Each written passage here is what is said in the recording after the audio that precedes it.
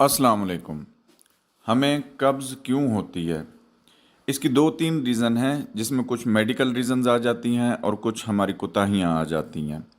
Medical reason में अगर आपको थायराइड हार्मोन की डेफिशिएंसी है, तो उसकी वजह से आपको कॉन्स्टिपेशन हो सकती है, या इंटेस्टाइन के अंदर जो नर्वस सिस्टम है, उसकी वजह से हो सकती है, उसमें अगर कोई प्रॉब्लम आ जाए, या फिर ब्लड सप्लाई ना मिल रही हो इंटेस्टाइन को, तो उसकी वजह से भी उसकी मोटिलिटी कम हो जाती है। अब इन सब रीजंस में होता यह है कि आंत को ब्लड सप्लाई नहीं मिलती प्रॉपर, जिसकी वजह से उसकी मूवमेंट कम हो जाती है।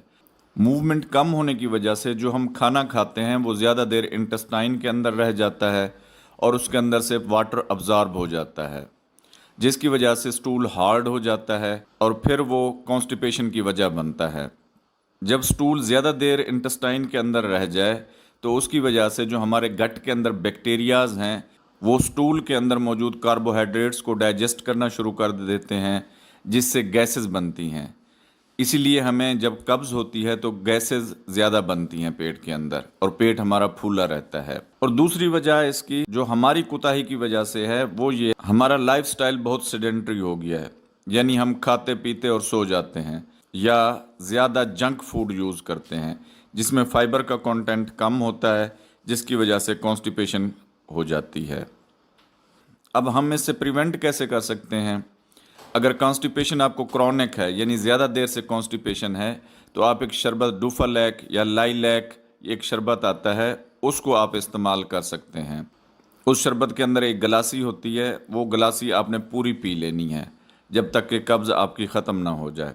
और दूसरा फिर ये करना है, एक्सरसाइज की तरफ तवज्जो देनी है। जब आप एक्सरसाइज करते हैं तो हमारी ब्लड सप्लाई तेज़ हो जाती है, जिसकी वजह से इंटेस्टाइन को भी ब्लड मिल जाता है और उसकी मोटिलिटी बढ़ जाती है। जब उसकी मोटिलिटी बढ़ेगी तो कॉन्स्टिपेशन के चांसेस भी कम से कम रह जाएंगे। दूसरा फिर सलाद का इस्तेमाल ज़्यादा करें। सलाद के अंदर फाइबर होता है और फाइबर गट की मोटिलिटी को बढ़ा देता है। इसी तरह चिया सीड, इसबगोल, इन सब के अंदर भी फाइबर का कंटेंट ज़्यादा होता है, जिसकी वजह से इंटेस्टाइन की मोटिलिटी बढ़ जाती है और हमें कॉन्स्टिपेशन से रिलीव मिल जाता है। ये अपनी रूटीन बना लें कि खाने के बाद आपने 10 से 15 मिनट वॉक ज़रूर करनी है। उससे क्या होता है कि गट की मोटिलिटी बढ़ जाती है और कॉन्स्टिपेशन से रिलीव मिल जाता है आपको।